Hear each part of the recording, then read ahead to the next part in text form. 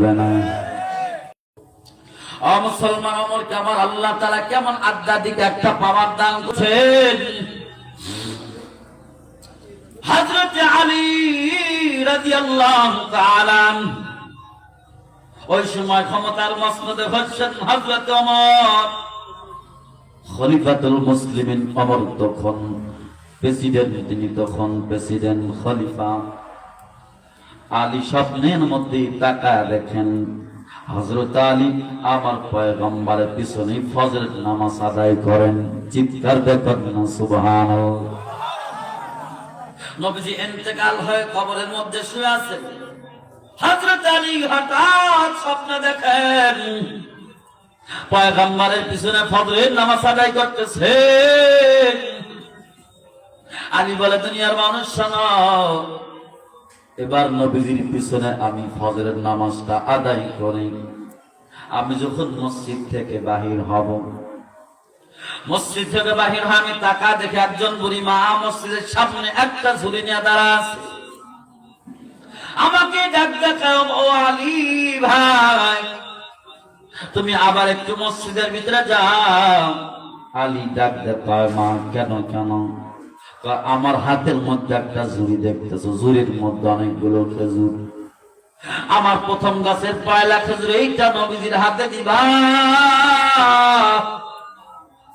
আর আমার নবীকে বলবা আমার নবী যেন নিজে খায়, তোমাকেও দেয়, সমস্ত সাহাবায়ে কিরামকে খাওয়ায়, আর আমার গাছের জন্য যেন একটু বরকতের দোয়া করি। হযরত আলী বলে, ও দুনিয়ার মানুষ শোনাই, আমি ঝুড়িটা লইয়া যখন মসজিদের মধ্যে চলে গেলাম, আমার নবী সকলকে মাঝে খেজুরটা বিলায় দিলেন, আমাকেও দিলেন। আমি মুখের মধ্যে এমন ভাবে চাবায় দিছি, এত সুন্দর মজা, এত সুন্দর মজার খেজুর আমি কোনোদিন খাইনি। মজা করে আমি যখন খেজুর খাচ্ছি, হঠাৎ করে মসজিদের মুয়াজ্জিন ফজর নামাজের আযান দিয়ে দিল। আমি আলী ঘুমটা ভেঙে গেল, আমি দৌড় দিয়া মসজিদের মধ্যে চলে গেলাম।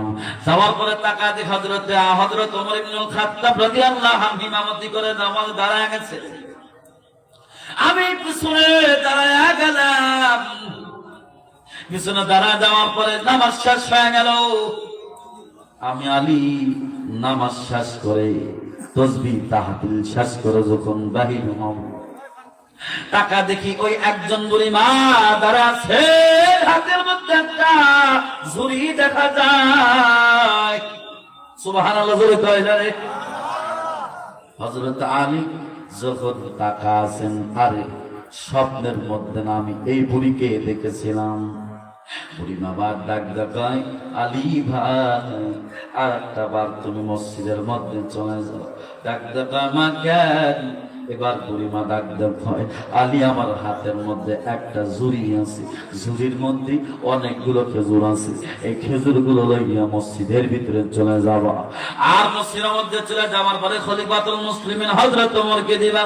ওমর কি জানো, নিজে খায়, তোমাকেও খাওয়ায়, আর সমস্ত সাহাবায়ে কিরামদেরকে খাওয়ায়, আর আমার নতুন গাছের জন্য যেন একটু দোয়া করে দেয়। হযরত আলী ডাক দেখায়, দুনিয়ার মানুষ শোনো, ও দুনিয়ার মানুষ শোনো,